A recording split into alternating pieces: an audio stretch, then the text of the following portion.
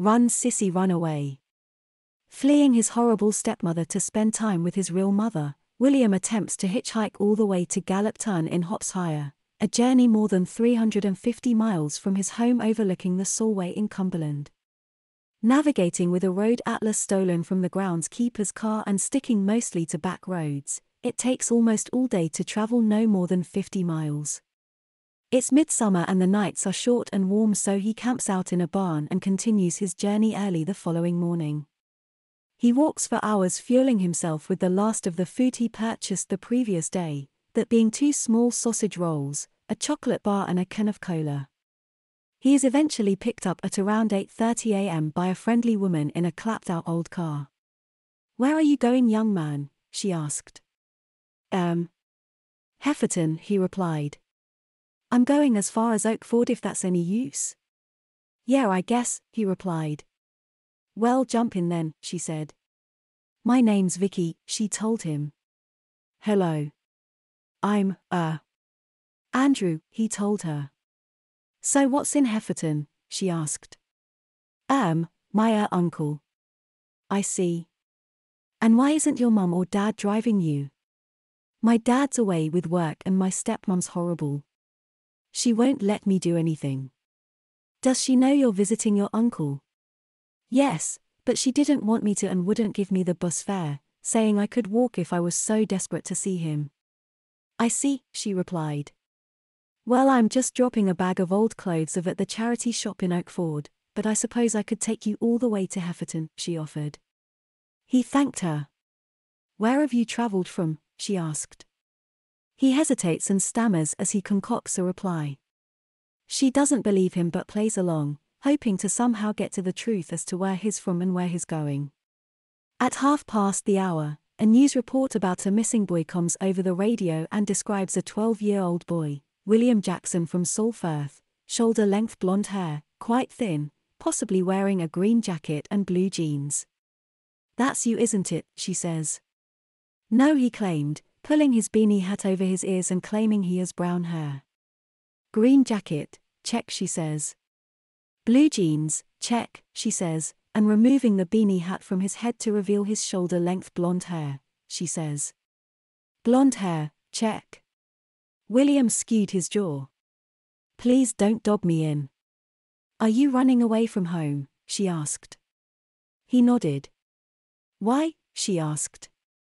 He tells her about his horrible stepmother, and his awesome dad who's away on business all the time, and the mother he misses so much. It's quite unusual for a child to be placed with the father rather than the mother, the woman notes.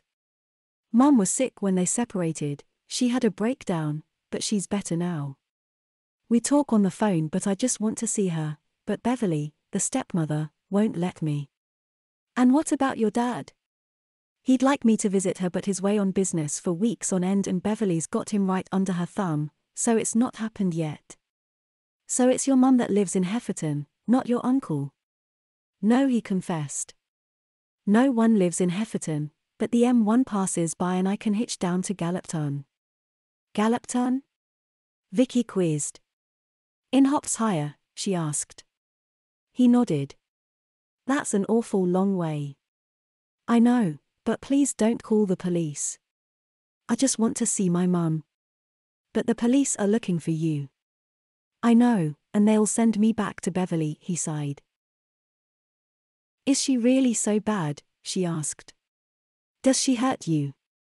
"She doesn't hit me if that's what you're asking, but she's so strict, especially when Dad's away. She won't let me play out with my friends, and won't let them in the house, and doesn't like me watching TV or making a noise," he sighed. "I just have to sit and read or do jigsaws, anything that doesn't disturb her in any way." "But she is your guardian." "I know, but I want to see my mum, even if it's just for a day, an hour even," he pleaded. "Can you help me? I wish I could but this old banger will never get us all the way to Hopshire, and now I know you're planning on hitchhiking down the M1, there's no way I'm going to just drop you off in Hefferton." "So you're gonna turn me in?" "I want to help you, I really do, but I don't know how I can. I suppose I could get the train." I didn't have enough for a ticket from Salfirth. Is there a station at Hefferton? No, but there's one at Oakford, but I'm not sure about letting you go all that way on a train on your own either, she told him. And the police will be looking for me at the train stations, he frowned. Why are we stopping? He asked as she pulled into a lay-by. I've got an idea, but you won't like it, she said, reaching over to the back seat and pulling a bag onto her lap. What idea? Well, I suppose I could take you on the train to see your mum. Really? Yes, but since the police are looking for a blonde-haired boy in a green jacket and blue jeans, she explained. What they're not looking for is a blonde-haired girl, and I just happen to have 2 charity bags full of girls' clothes, she said, opening one of the bags to reveal some clearly girly garments. William gulped. Are they your daughters? He nervously said, not knowing what else to say. No. Vicky smiled. The girl who lives next door to me. She's a little bit younger than you, but, at a guess, you'll be about the same size as her. But I don't look anything like a girl, he claimed. With the right clothes and touch of makeup. I think you could look very much like a girl, she said. It's the only way I can think of that we could get you to see your mother without being detected. William sighed. But, he huffed. I've never dressed like a girl before. Most boys haven't, she replied. Think of it as going undercover, like a spy or. I'm too young to be a spy, he retorted. I know, but we're pretending, she smiled. Maybe a gang of thugs is planning on kidnapping you to get a ransom off your rich father, but the only way to evade them is by dressing like a girl. But my dad's on the other side of the world. William replied. And I don't want to dress like a girl. Why not? Because girls are feeble. No, they're not. William retorted. All the girls I know can do anything a boy can do, and Lauren Baxter is one of the best footballers in the whole school. Oh, she exclaimed. When I was your age, the boys never held us girls in such high esteem, or any esteem at all for that matter. They just thought we either looked pretty or didn't. They can look pretty, but they can be other things too, he said. Athletes, scientists, engineers, doctors, teachers, builders, plumbers. Yes, you're right, she smiled. Oh my, how times have changed, she said. When I was your age, we were dissuaded from having any ambition beyond learning to type and cook. That sounds like the 1950s. You're not that old. William retorted. It was the 1980s, she told him. What do you do? He asked. For work? I have a small holding, she told him. Sheep, goats, hens, a few vegetable crops, she said. It doesn't earn much, but I get by. So you're a farmer? Not quite, but near enough. What did you want to be when you were my age? Oh, I don't know. Just happy, I suppose, she told him. He responded. So, do I really have to dress like a girl? Have you got any better ideas? She asked. William didn't reply, but he was clearly racking his brain, desperately trying to think of something. Vicky let him think for a moment before reminding him that all they got is a couple of bags full of girls' clothes. We don't have a lot of options. We could cut my hair short and dye it brown, he enthused. I could cut your hair, but I can't dye it in the back of a car, and you'd still need different clothes. I've got some money. I could buy some from the charity shop you're taking those to. William suggested. But if the people in there have listened to the radio, we'd be rumbled, he figured. What would you do if you were me? He asked. If dressing like a girl is the last thing you want to do, but also your only option. If I were you? I honestly don't know, because I'm not a boy. Vicky replied. But what I do know is that in helping you I could be doing the most stupid thing I've ever done. I could get arrested, she told him. But all you want to do is see your mother, and I can't deny you that, she said. And the only way we can get you from here to Gallopton without anyone recognizing you is, she paused. Yeah, I know, he mournfully said. I don't mind. It'll be worth it so long as I get to see Mum. Okay, let's see what we've got, she said. I don't want to wear anything pink, he insisted as she removed several pink items. What part of disguised as a girl do you not understand? She asked him. Why don't you climb in the back and rummage through the other bag, she suggested. I can't believe I'm agreeing to this, he said as he squished himself between the seats to the back of the car. I can't believe I suggested it. I could be charged with kidnapping. It's not kidnapping if I'm willing to go with you, he replied. If anything, I'm taking you with me. Will you tell that to the police when they arrest me? You won't get arrested. I hope not, she said. How about this, she said, holding up a stripy dress with narrow purple, lilac and blue striped running across the cotton fabric. William turned his nose up at it. There's some jeans in this bag, he said. You're already wearing jeans, she replied. A different pair isn't much of a disguise, she said. You need a skirt or a dress. But girls don't always wear dresses, he whined. Well, unless you find a really girly pair of pants or shorts, you'll have to wear a dress. After much rummaging through both bags, lots of discussion and plenty of rejections, William was eventually convinced that in order to become a convincing girl, then he needs to wear something girly. He ended up wearing a mid-blue dress with bright red cherries printed on it. It has short puffed sleeves and a round white collar. Over this he wears a pale pink knitted cardigan with a single button at its plain neck. On his feet is a pair of old blue dolly shoes with a single strap across the instep, and his legs are clad in thin pink tights with a peppering of tiny butterflies in the knit. Also in the charity bags was some girls' knickknacks, plastic bedroom ornaments, a few small trinket boxes, a baby pink backpack and a glittery handbag. In one of the trinket boxes is a selection of hair clips, bobbles and slides, some of white end up in William's hair. Oh, not makeup too, he whined when Vicky opened her handbag and removed a small makeup bag.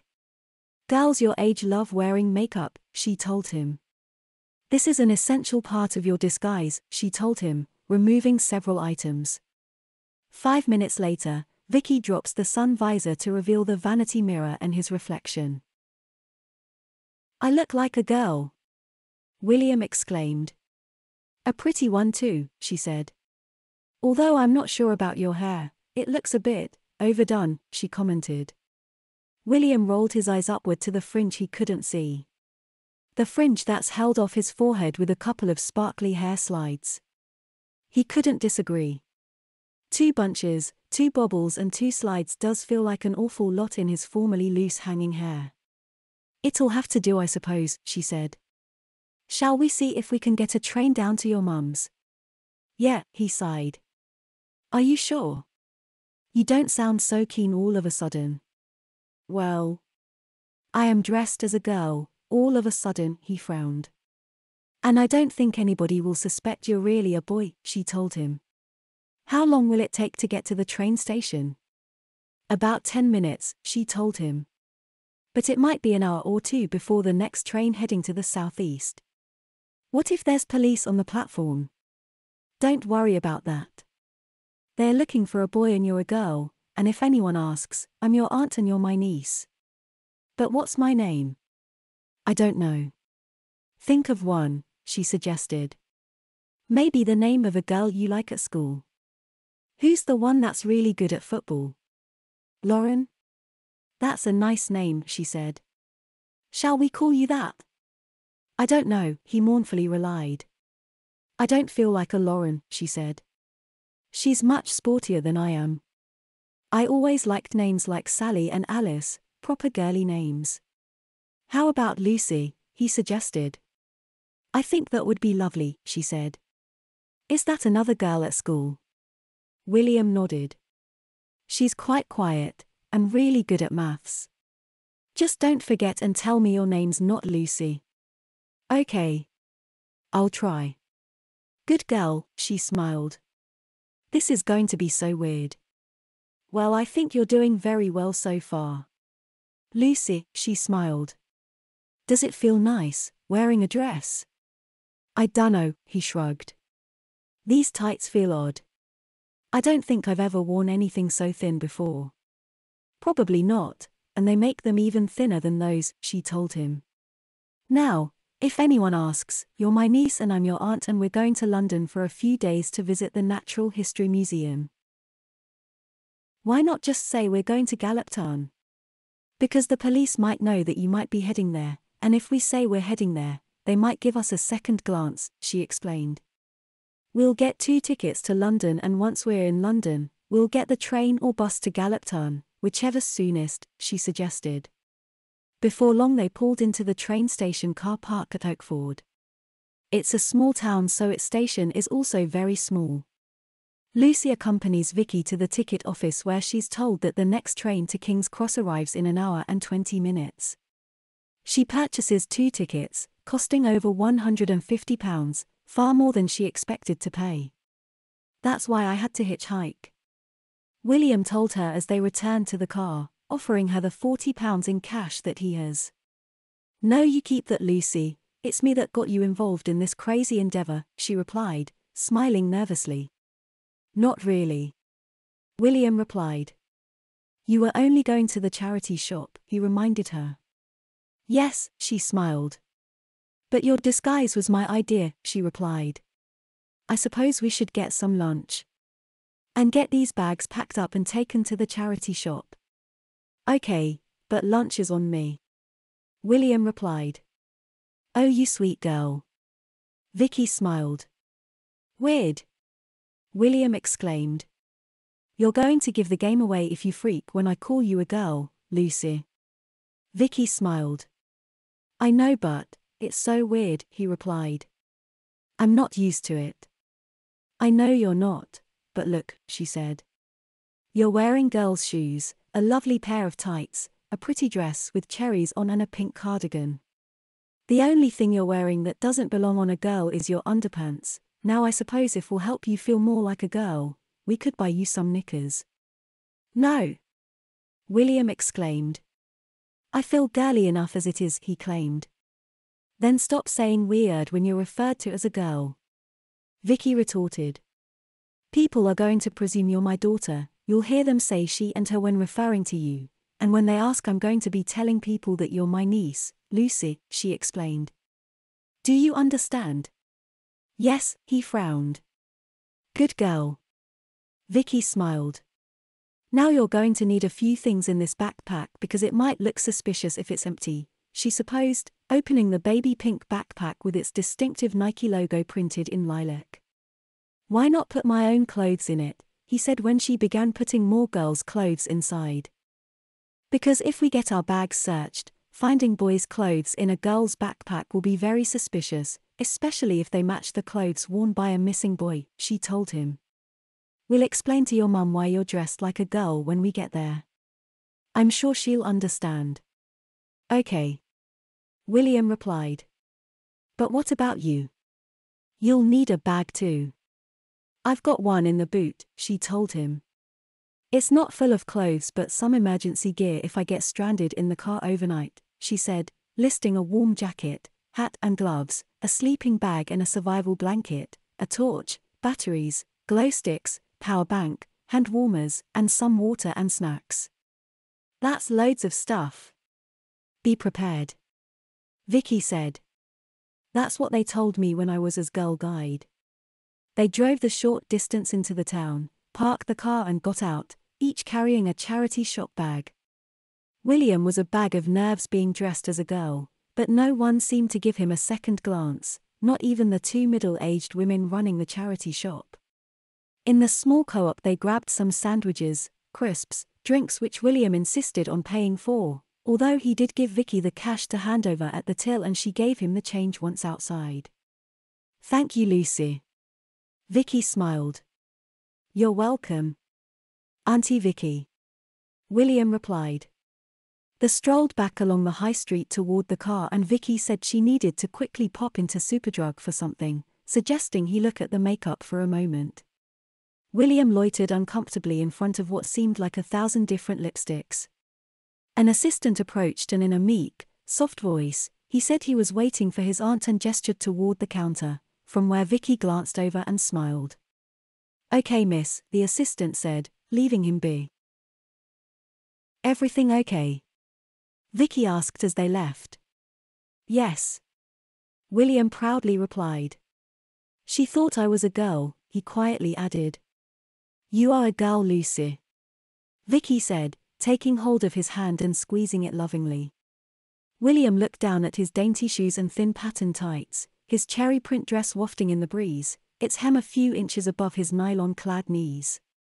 He glanced at the passing shop window to see his bunches silhouetted in a dark reflection. Maybe it's not so bad being a girl, he figured. At least it's only for one day. They returned to the car and Vicky checked the time. We've still got nearly an hour before the train arrives, she told him. What are we going to do? He asked. Well, I'm still not sure about your hair. It's got too much in it for a girl your age, so I think if I gave your fringe a little trim and you wore an Alice band, you'd look perfect. Vicky told him, removing a broad white Alice band from the Superdrug carrier bag. Does that mean I can take these out? William asked, putting his fingers on the pair of glittery slides that hold his fringe off his forehead. She nodded. Good, 'cause they're itchy, he stated. Vicky grinned as he removed them and let his overlong fringe drop onto his face. She drove somewhere less conspicuous and parked up.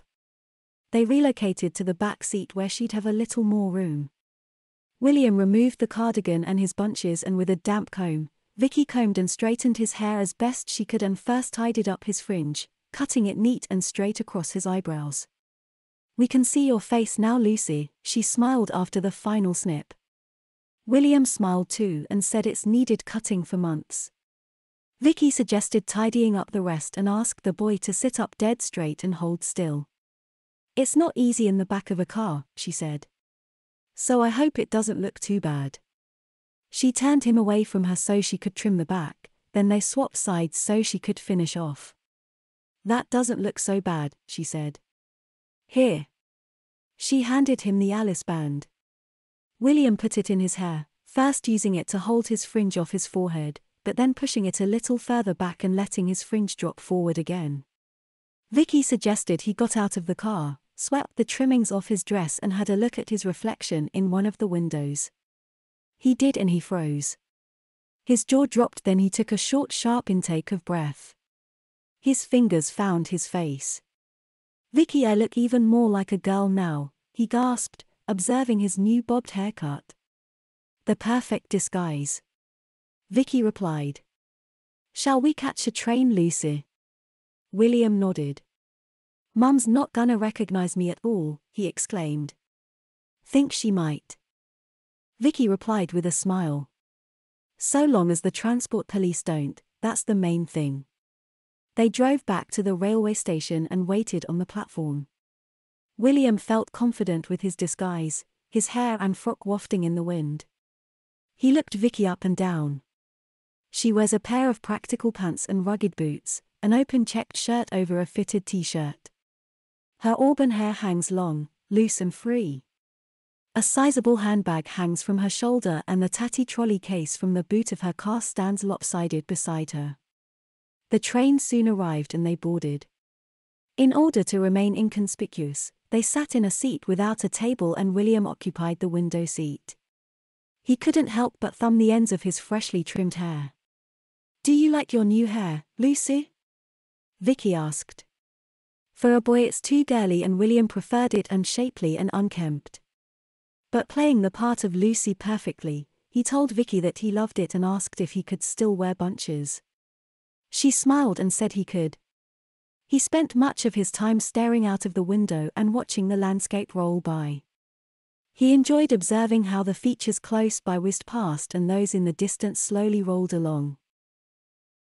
Despite it being summer, the aircon on the train was maybe a little too high and he asked if he could put his cardigan back on. Of course you can, Lucy, you don't need to ask. Vicky replied.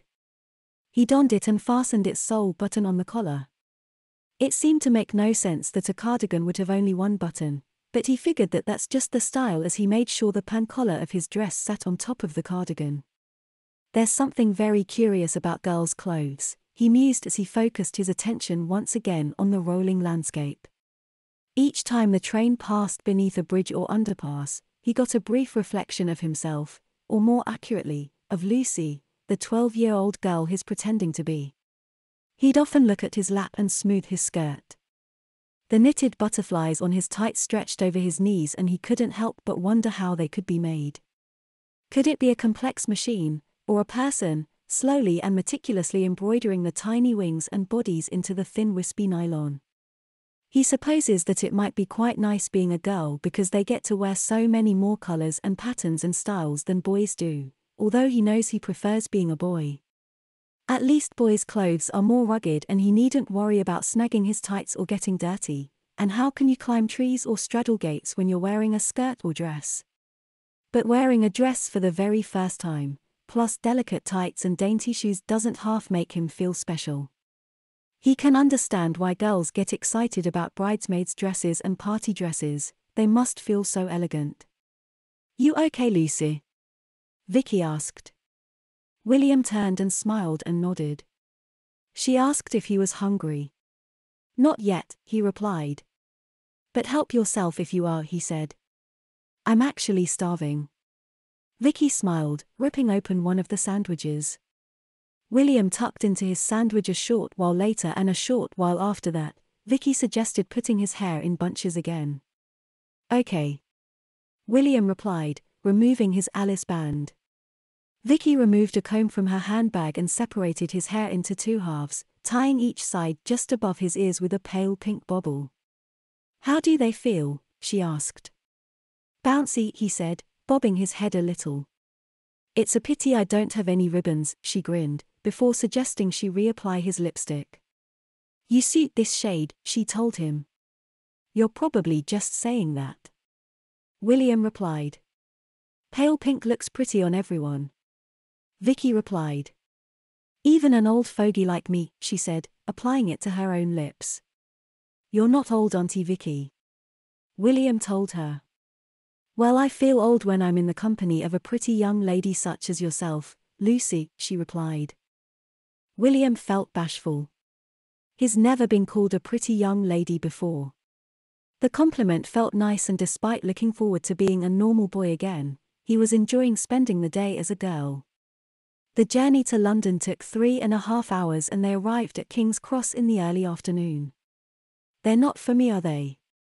William asked, seeing armed police with dogs at the exit. "No." Vicky grinned. "This is London. Armed police are a common sight at all the important places," she told him. William put his hand in hers and she gripped it tightly. "If we do get separated, you're going to have to go directly to the police and tell them exactly who you are. No pretending, understand?" Vicky told him. "But what about my mum?" William replied. "London's the last place you want to get lost," she said. "I'm sure they'd contact your mum as well as your stepmother," she added. "And I guess your mum would get here long before your stepmother." "I'd hope so," William replied. "Where are we going now?" "Just across to St. Pancras to see if we can get a train to Galopton. There's 2 train stations right next to each other," William realized as they waited at a pedestrian crossing. "3 if you could, the tube station too," Vicky replied. More police flanked the entrance to St. Pancras station, but no one seemed to give Vicky and Lucy a second glance. She approached the ticket office and wisely asked for the next train to Margate rather than Galopton, a few stops before the seaside terminus. "Oh, that's excellent," she said, being told that the next train departs in half an hour. She purchases 2 tickets. "It's only half an hour, Lucy," she said to William. "How long will it take to get there?" he asked. "About an hour," she said. "Do you know where your mum lives?" 43 Bridge Road, he replied. "We'll probably need a taxi from the station." "Okay," she said. "We're looking for platform 9, she said, keeping tight hold of his hand as they bustled their way through the busy station. "I'm not used to so many people," she said. They found a seat on the platform and William asked Vicky if she'd take his bunches out. "I think Mum's more likely to recognize me without them," he figured. "I think she'll recognize you the moment you say hello, Mum," Vicky replied. "I hope so. I know so." Vicky replied. Your disguise is very convincing, but people who know you will know you're you. Just so long as the police don't recognize me. William said as two police officers and one police dog strolled up the platform. They looked directly at William as Vicky combed his hair. For all they knew, he was a blonde-haired girl, and a rather prim one at that, with his pale pink cardigan and cherry print dress. The train to Maidenhead prepared to depart, and they soon found themselves on the final leg of their journey to Galloptown. Are you getting nervous? Vicky asked. William nodded. Me too, she grimaced. I don't know what your mother's going to say when she finds out it was my idea to dress you as a girl. But I'd probably be back in Salford by now if you hadn't. William replied. Vicky smiled. It seems fortuitous that I just happened to have 2 charity bags full of girls' clothes, otherwise you may well have been. Thanks for helping me. William said, looking up at Vicky with puppy dog eyes. My pleasure. Vicky replied. But we're not at your mum's house yet, so don't count your chickens, she added. Within the hour the train pulled in at Galloptown station and William and Vicky alighted. A fleet of taxis waited and they climbed in the back of the nearest one. Do you know Bridge Road? Vicky asked. Course love, the gruff driver replied. There please. Vicky replied. In you get Lucy, she said, opening the back door. The drive from the station to Bridge Road was a mere 5 minutes. Is this it? She asked the girl. Lucy nodded. Vicky paid the driver and they got out. What number did you say it was? She asked. 43. William replied. About halfway down. When were you last here? She asked as they began to stroll. When I was 10. William replied. Just before Mum and Dad split up.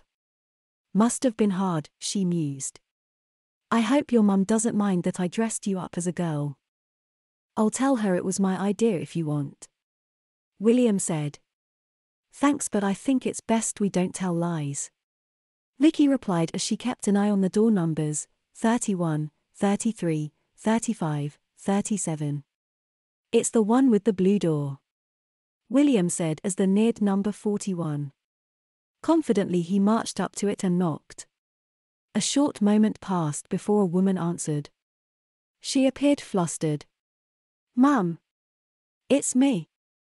William, he said. Oh William, she gasped, glancing at Vicky and back to the boy. Why are you dressed like that?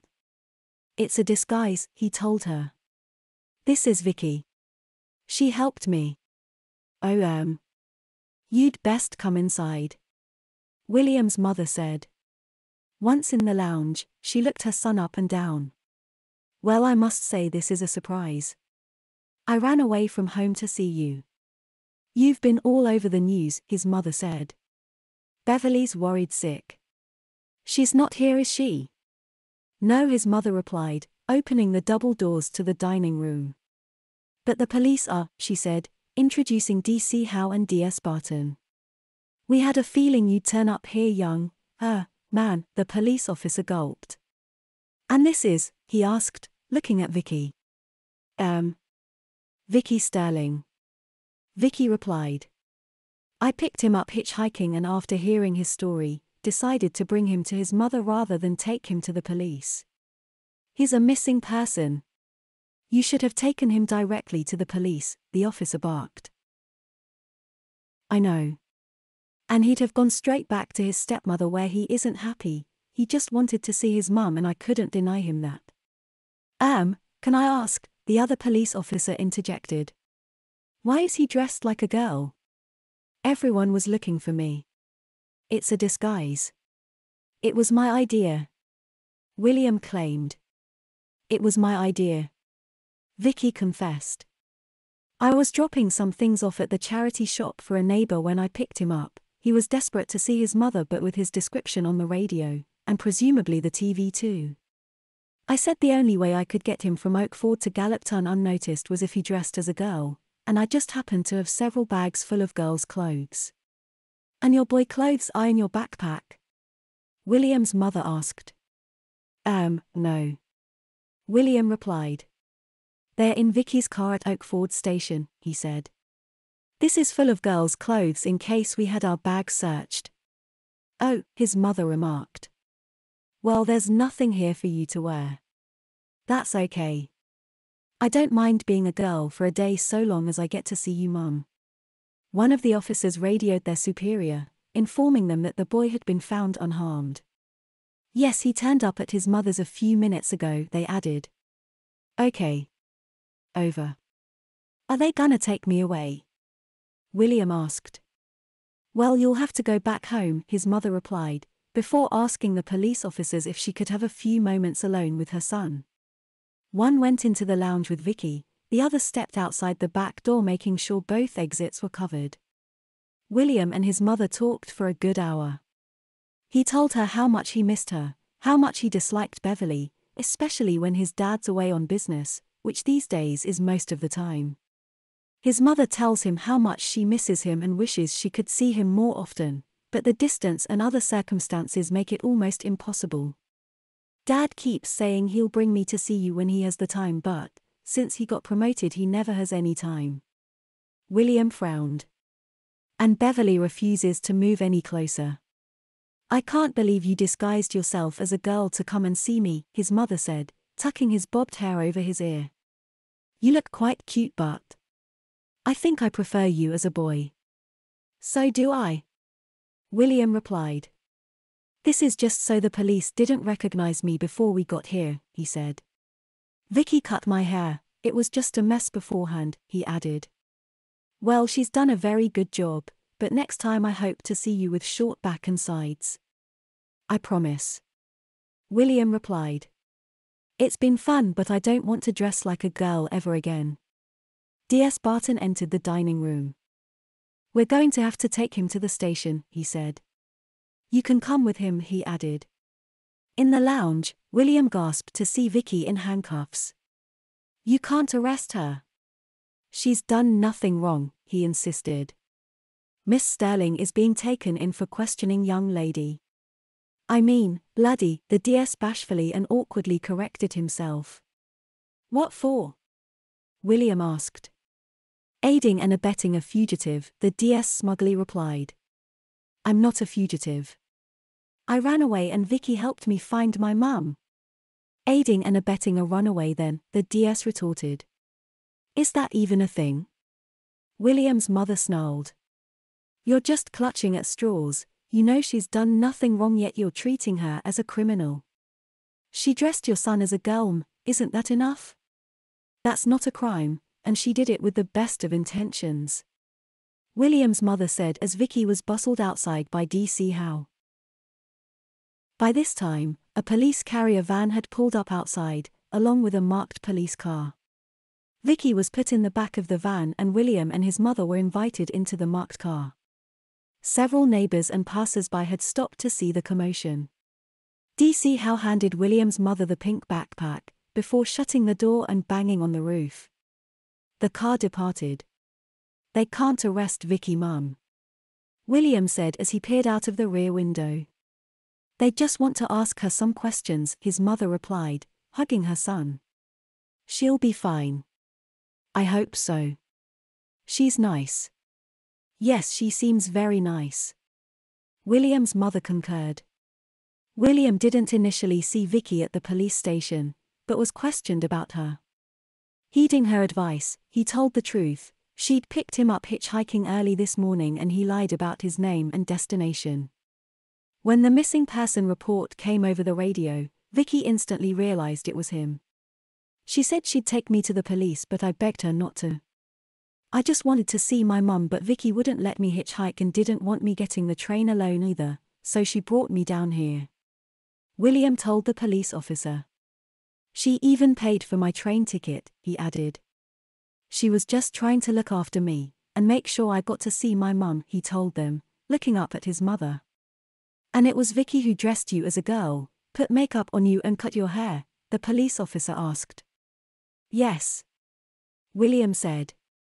I didn't want to at first, but I knew there'd be police at the train stations and they'd probably have my description, so it was the only way to get all the way from Oak Ford without being recognized. Well, I certainly wouldn't have recognized you, the police officer said. I did. The moment I saw him, William's mother stated. Once the police officer was satisfied with William's version of events and had checked all her notes and double-checked any ambiguities in his statement, William and his mother were asked to return to the waiting area. Much to both their surprise, Beverly was sat waiting when they exited the interview room. Did you put him up to this? Beverly scowled at his mother. Of course I didn't. William's mother retorted. You barely let me speak to my son, let alone collude with him. And why's he dressed like that? Beverly barked. It's a disguise. William snarled. To make sure I spent as much time away from you as possible, he smugly sneered. Does he have his own clothes in that bag? Beverly growled, glaring at the pink backpack he held. William's mother shook her head. Beverly frowned. I suppose you expect me to buy you some, she exclaimed. William skewed his jaw. I'll buy him some, his mother said. There's no need. Beverly said. I'll be taking him home as soon as the police have finished with him. They've already finished with him as far as I know. William's mother retorted. Then I'll take him now. Beverly spat. No. William whined. You'll have to go, his mother told him. Can I see Vicky before I go? William asked. Who's Vicky? Beverly barked. The lady who helped me. William said. I'm not sure, his mother said. I'll ask.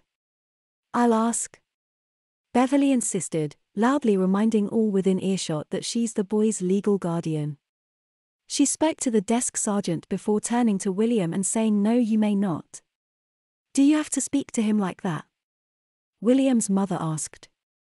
After all he's put me through the last few days, yes. Beverly retorted. Now come on, William. I'm taking you home, she said, practically snatching the boy out of his mother's arms. She marched out of the police station clutching William by the arm and put him in the back of her car. William fought back his tears whilst his stepmother thumped the sat-nav. 6.5 hours, she growled. We'll be lucky to be home by midnight, she spat. The boy remained silent until she turned to him and barked, haven't you got anything to say for yourself? I'm sorry. I just wanted to see my mum, he said. You wouldn't let me visit her and Dad kept putting it off, so the only way was to go myself. And you were so desperate you disguised yourself as a girl. This just happened. William said, looking down at his dress. I didn't plan it, but when my description came on the radio, I didn't have much choice, he told her. Will you get me some boys' clothes, he asked, adding please. Well, I don't see why I should, she snarled. Who cut your hair? Vicky. That's the woman who took you to your mother's instead of doing the right thing and taking you to the nearest police station. William nodded. She was only trying to help me, he muttered. Well, I hope they throw the book at her. She's done nothing wrong. Oh, you think so, do you? Yes. William retorted. They drove in silence for a while, heading towards London. Beverly began making hands-free calls, trying to book a room in a Travelodge or Premier Inn on the outskirts of the city. Many were fully booked, or only had double rooms available, or were far too expensive at short notice.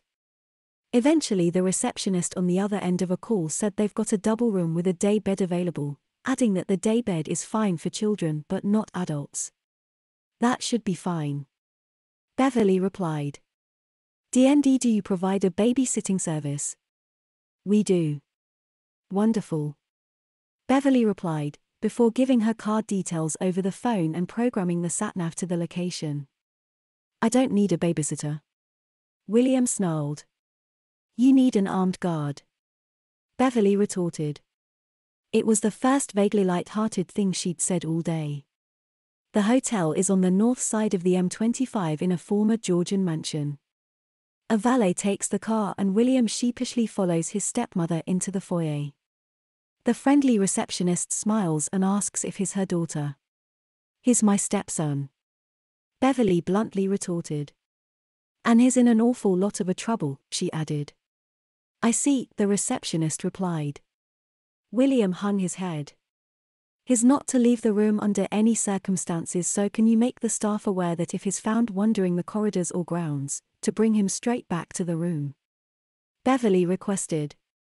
I'll make sure they know, the receptionist added. Thank you. Beverly smiled. Come along, William, she instructed.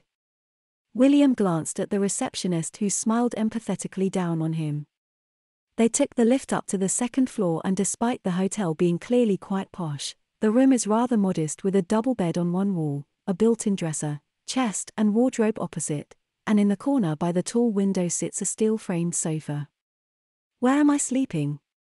William asked. On the day bed. Beverly said, nodding toward the sofa. Can I watch TV?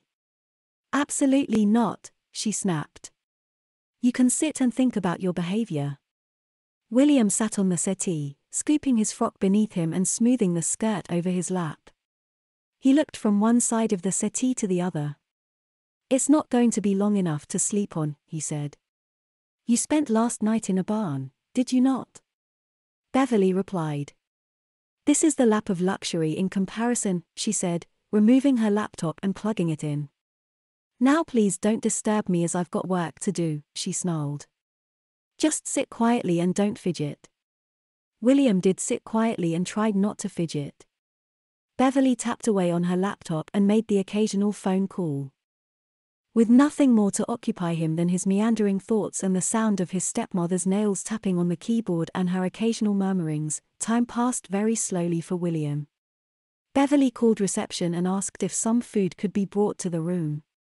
She didn't ask if William wanted a cheese sandwich and a carton of apple juice, but ordered them for him regardless. And what time is the restaurant open? She inquired. 5 till 9. Okay, could I book a babysitter for around 6 p.m? I don't need a babysitter. William whined. Beverly glared at the boy for interrupting her conversation, before completing the conversation and hanging up. I don't need a babysitter. William repeated, huffing as if to punctuate his statement. Well, I'm not going to leave you on your own after the way you've acted this last few days. Where am I going to go? He sighed. I don't even know where we are, plus I'm wearing a dress. I'm not taking any chances with you, young man. And let's not forget that wearing a dress didn't stop you from traveling from one end of the country to the other, his stepmother replied. Can you get me some boys' clothes? He meekly asked. Please, he added in a humble, playful tone. Beverly was planning on doing just that, but her disdain was so great she didn't feel inclined to show the boy any favor whatsoever. I don't see why I should, she snarled. You've already cost me a small fortune, she stated. I had to fly down here, hire a car, and now we're going to have to get a hotel for the night. She paused and glared at him via the rear-view mirror. And who's to say that you won't run off again the moment my back's turned? I won't. William said. Beverly raised an eyebrow and returned her attention to her laptop. William slumped his shoulders to express his disapproval, but wasn't at all surprised by his treatment. After all, he did run away from home and knew full well he'd be in trouble for doing so.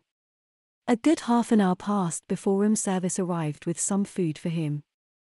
Beverly made him sit at the dressing table to eat, facing his reflection. Other than seeing himself reflected in windows, this is the first mirror he's really encountered. The pale pink cardigan looks ever so prissy with its single button holding the collar together. His broad round collar lays on top of it and is trimmed with a little lace. His new haircut looks very girly, and despite him wearing a little bit of makeup, his familiar face looks just as boyish as it always has. The bubble has burst. He's a boy in a dress and he knows it.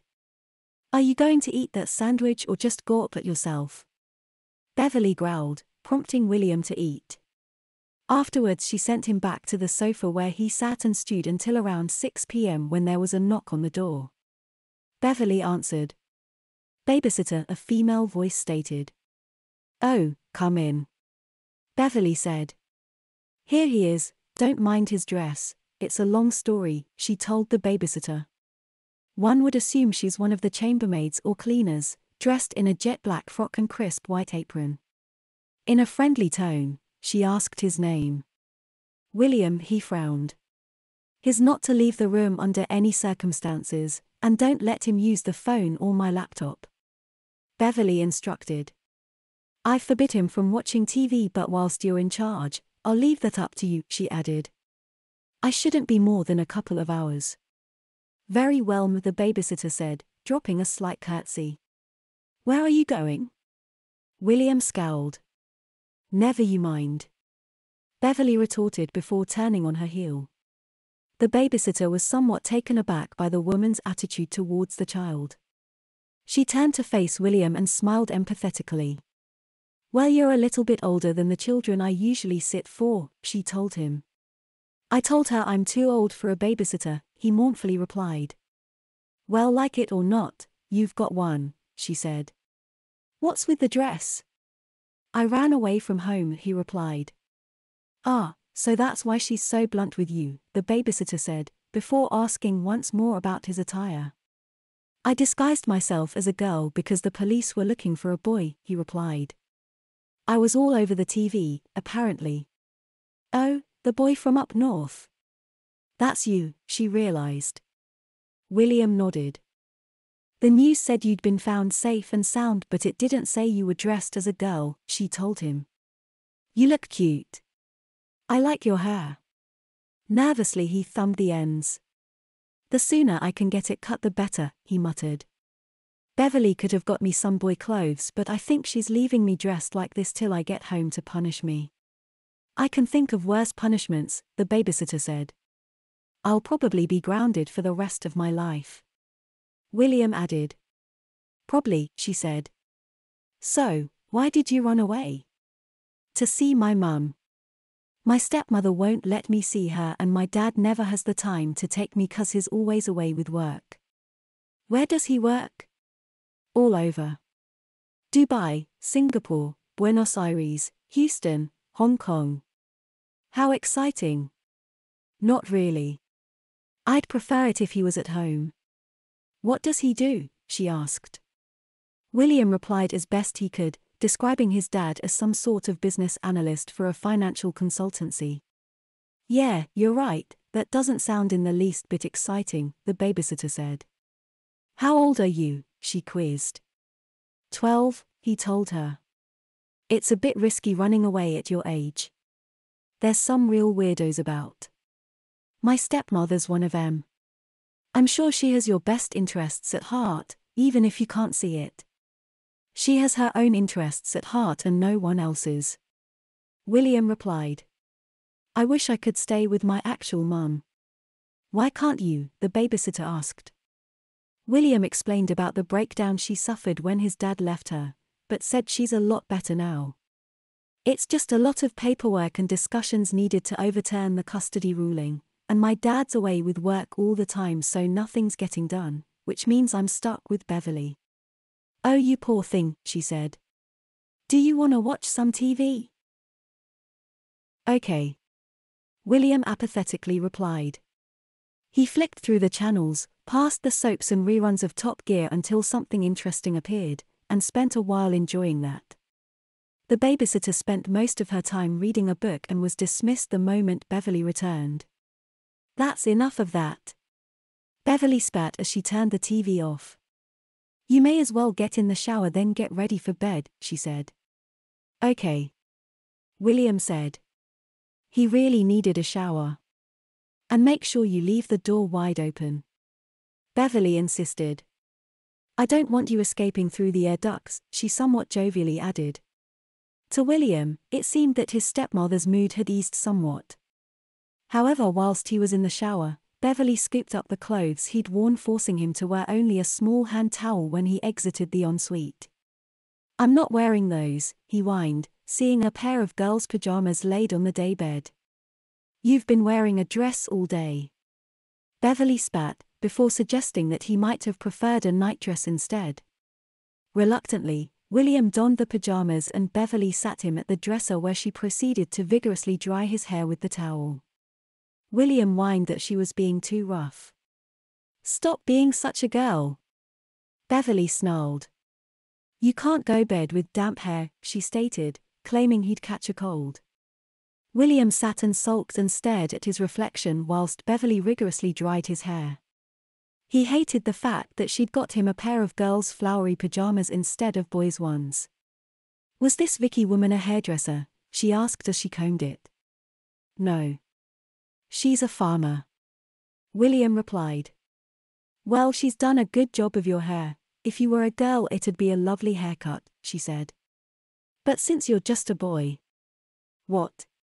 "Well, you look ridiculous," she snarled. At least when he was with Vicky dressing like a girl felt like an adventure, now he just can't wait to be himself again.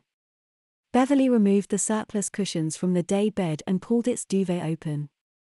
Since William had spent the previous night camping in a barn and woke at the crack of dawn, an early night tonight is just what he needed. The boy was soon in a deep sleep.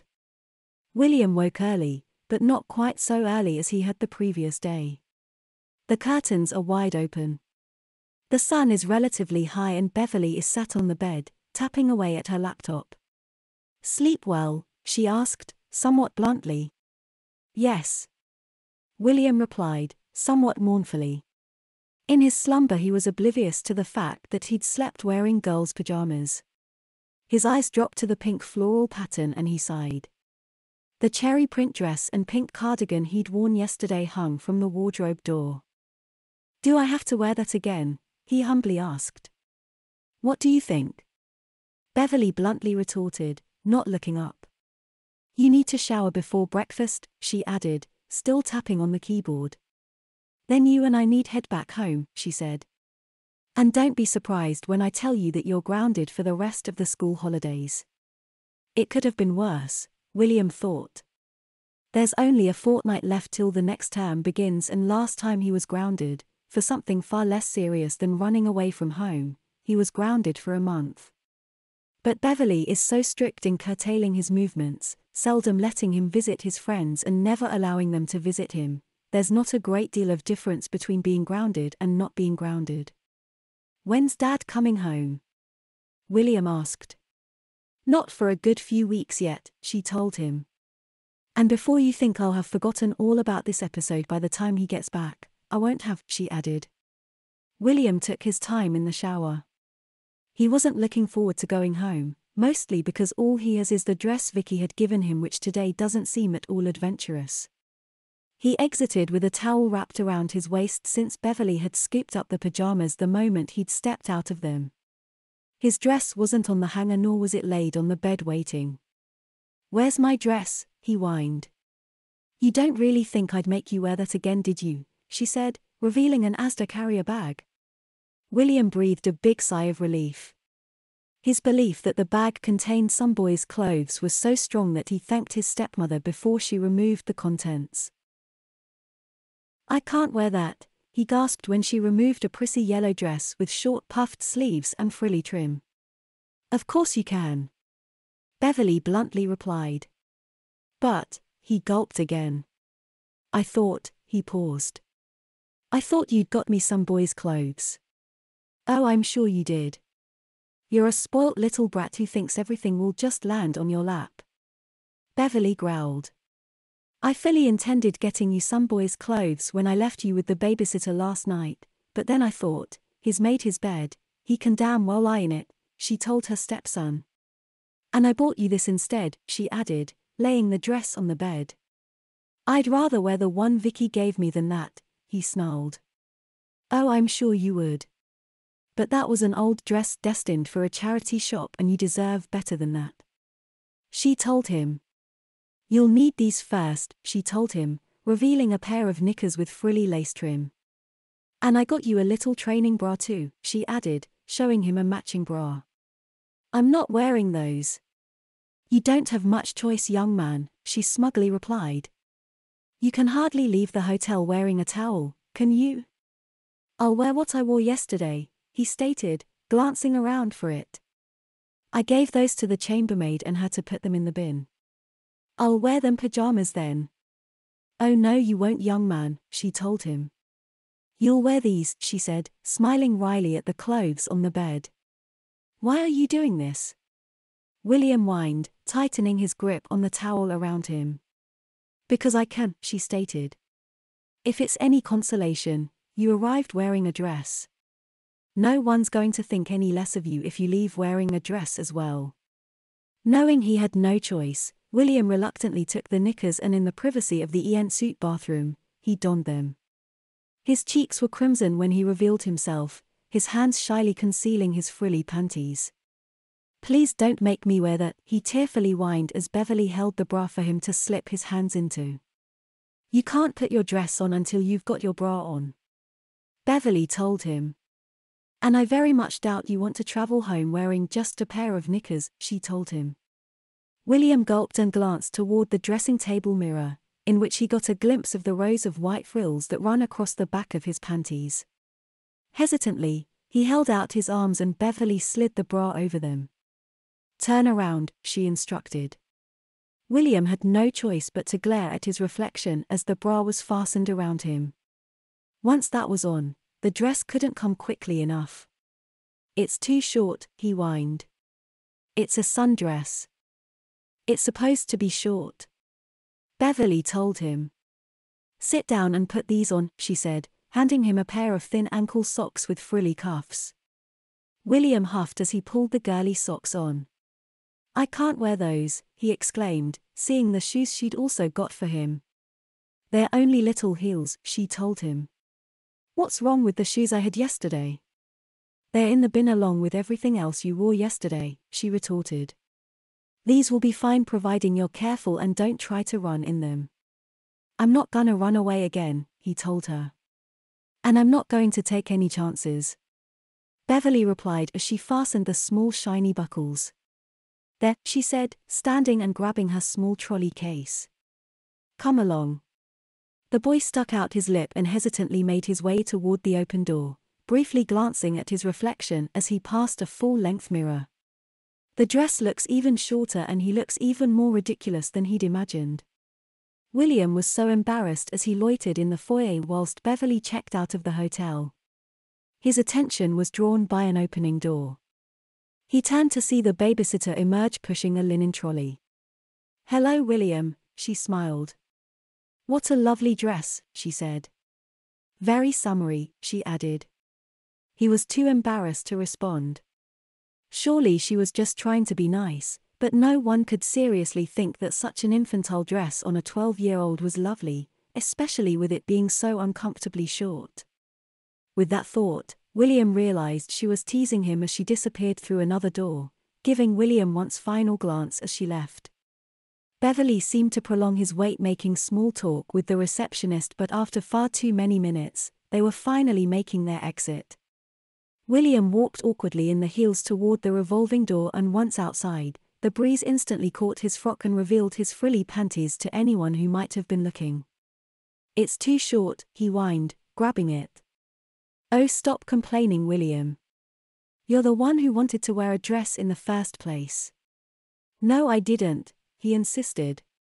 His stepmother raised an eyebrow. Not today anyway, he sheepishly added as the valet delivered the car. In you get. And put your seatbelt on, Beverly instructed. Even when seated, the dress barely covered William's lap. Beverly got in the driver's seat and fastened her seat belt. Now I don't want to hear a peep out of you until we get home, she told him. How long's that gonna take? All day, she retorted. What about breakfast? He whined. I'm hungry. We'll stop off at a cafe or somewhere when I'm hungry, Beverly retorted. Within minutes they were back on the busy M25. William sighed and peered out of the window, then gulped and looked down at his bright yellow dress and long thin legs. He kicked out his feet and sneered at his frilly ankle socks and the shoes strapped to his feet. What have I got myself into, he wondered. Before long they were headed north up the M1 and Beverly began making phone calls. Some were work-related but one was to the Molly, the housekeeper. Beverly spoke hands-free but listened via a Bluetooth earpiece, so William could only hear one half of the conversation. I'm bringing him back now, Beverly said, adding that it'll be tea time or early evening when they finally arrive. Can you get James, the groundskeeper, to put a lock on William's bedroom door, and tell him to make sure it's a substantial one, the sort he uses on the outhouses, she requested. I'm going to move him into the corner room, so that needs clearing out and preparing, Beverly instructed. The corner room is a small bedroom that's used for storage. William has seldom seen inside it, but he knows it's a lot smaller than his own bedroom, and being situated at the corner of the house, has 2 windows, one facing east and the other facing south. No, Beverly snapped. Save for the furniture, I want nothing in that room, she stated. What are you doing? William asked when the call ended. Why are you putting a lock on my bedroom door? Because your bedroom and everything in it is out of bounds from now on, young man, Beverly told him. And when I say everything, I mean everything, she added. And that includes your clothes. What am I supposed to wear? You've got a lovely new dress, she bluntly stated. That'll do you for now. William gulped. But I can't dress like a girl all the time. Oh, but you can, my dear boy, she confidently told him. When they finally arrived back at their sizable home in the early evening, Molly the housekeeper opened the door to greet them. Her smile disappeared the moment the boy got out of the car. William, she quizzed. He skewed his jaw and frowned. Miss William is probably more appropriate form of address. Beverly sneered as she scowled at him. Molly replied with a nervous chuckle before telling William to go indoors. We'll get you changed out of those clothes, she said. We'll do nothing of the sort, Beverly retorted. William thought he was being clever by disguising himself as a girl in order to evade the police, she said. Let's see how he likes living as one. No, William snarled. He ran inside, his heels clacked loudly on the hallway floor. The boy headed directly to his bedroom but found a substantial hasp and staple and big padlock securing the door. He was trying and failing to rattle the door open when Beverly and Molly caught up with him. Has the corner room been cleared and cleaned, Molly? Beverly asked. Molly said it had. You have a new bedroom, Miss William, Beverly said to the boy, emphasizing the miss and causing him to cringe. This way, she chirped. William gulped and followed. The corner room is located at the corner of the house and has 2 windows in the corner, one facing west and the other facing south. It's a light bright room but it's small. A single bed occupies a third of the floor space. A wardrobe and chest of drawers reside along the one long wall. In the corner where the windows meet sits an ornate dressing table, and the sedate floral wallpaper and pale pink curtains give the room a distinctly feminine ambience. It's like a girl's room. William grimaces when he enters. Then it's perfect for you, Beverly replied. Molly will make your bed up, she added. William's stepmother and the housekeeper left him alone in his new bedroom. In the dressing table mirror he glimpsed his reflection. Wearing a dress so short and so yellow, William felt like he was dressed as a daffodil. He couldn't help but lift it a little to glimpse his knickers. The frilly lace around the legs is particularly offensive to him. Had he been wearing a longer dress he'd take them off, but this one is too short. He let go of the hem, sat on the mattress, and with a heavy sigh, William cursed himself for letting Vicky talk him into dressing as a girl in the first place. He sulked and stared at his pale thin legs, following them to his feet. He tried to imagine why girls actually like wearing this stuff as he glared at the horrific frills on his ankle socks, and the shoes. To William they just look senseless. They don't even cover the foot properly, only having a bit for his toes to go into and another bit cupping his heel, and a strap across the instep to hold them on. The heel is small but significant, although when walking in them, William didn't really notice them. He was more worried about his incredibly short dress and his frilly knickers than the heels on his shoes. He considered the outfit Vicky had put him in, the blue cherry print dress with blue dolly shoes, pink tights, and a pink cardigan. It was girly but not so bad and definitely better than this, he thought. Molly the housekeeper returned, clutching a bundle of bedding. Out the way, Miss Williams, so I can. Stop calling me that. I'm not a girl. William insisted. I know you're not. Molly replied. But your stepmother gave me explicit instructions to address you as Miss William, and it's she who pays my wages, not you, so if you don't mind, Miss William. I need to make your bed. But she's not here. She can't hear you. And I'm not taking any chances, Miss William. Molly said. William sighed and stood aside. Molly plonked the bundle of bedding on the mattress and began unfolding the sheets. Sounds like you've had quite the adventure, she casually said as he perched nervously on the stool by the dresser, making sure his super short dress covered as much of his lap as possible.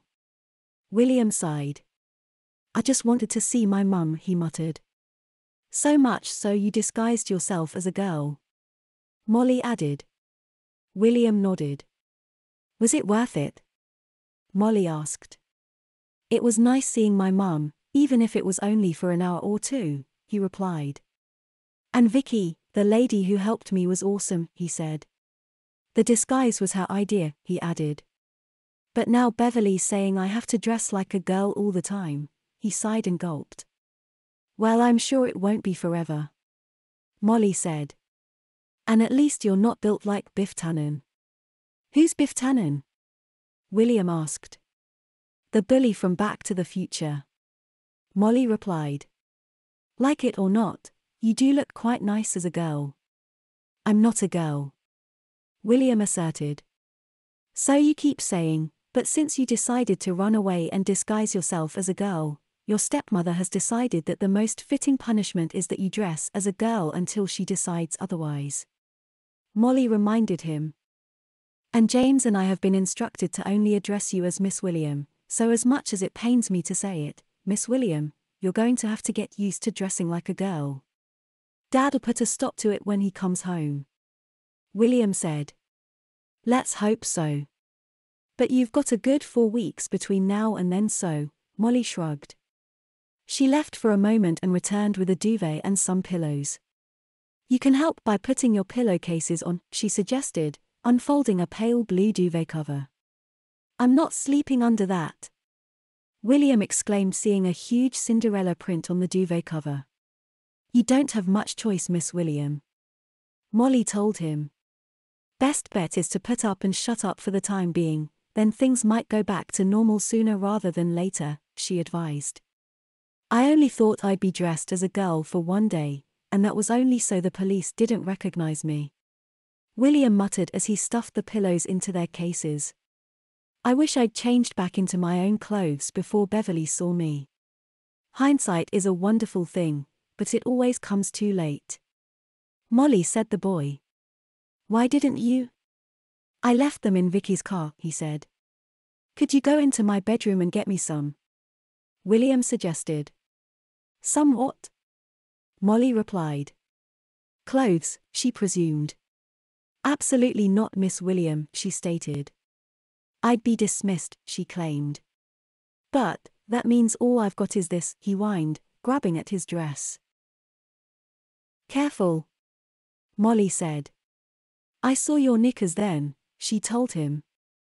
William skewed his jaw and slumped his shoulders. Molly threw the duvet over the mattress and smoothed it out, before putting the pillows in position. With his bed made, Molly went about her duties and William sat sulking in his new bedroom. He peered through the windows where the shadows of the trees stretched far and long. After a while he cautiously left the corner room and crept along the hallway, checking the lock on his bedroom door, which was indeed very secure. Stepping as lightly as he could in his heeled shoes, he descended the stairs and overheard Beverly speaking to someone on the telephone. He eavesdropped for a moment. I'll keep you posted, but is grounded for the time being, his stepmother said before hanging up. I can hear you creeping about, she said. Bashfully, William revealed himself. Sorry, he murmured. No need to apologize. You're not confined to your room, his stepmother said. You can go outside if you want, providing you don't leave the grounds, she added. I don't want to go out dressed like this, he muttered. Well, you'll have to at some point, she told him. That was your mother on the phone, she told him. William's face brightened in an instant. She wanted you to know that Vicky has been released without charge. Oh good. William said. And the money she spent taking you to Gallopton will be repaid from your allowance.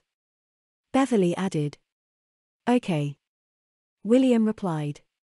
And that includes both your train ticket and Vicky's, as well as her return fare, she told him. So that's around £230, she said. How long do you think it will take to repay that? She asked. 23 weeks. William replied.